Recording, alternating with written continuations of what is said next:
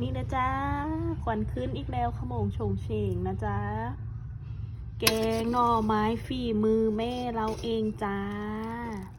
ในนี้มีเห็ดนี่เขาโอ้ยจะใส่หน่อเห็ดก็ได้เห็ดนะจ๊ะเห็ดขอนขาวเด้อนี่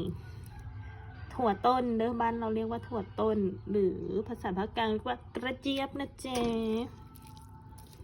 ผักข่าเด้อจ้าผักชะอมนะแล้วก็มี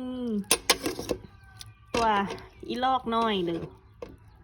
อีลอกน้อยนะจ๊ะนี่เป็นอาหารท้องถิ่นทางบ้านเราเองนะเปิดแล้วเขาแอบมีไข่มดแดงเล็กน้อยนะคะมีพริกที่เราไปเก็บมาจากต้นโอเคเดี๋ยวเขาไปกินก่อนนะแค่นี้ละจ้าบ๊ายบายไปกันเด้อ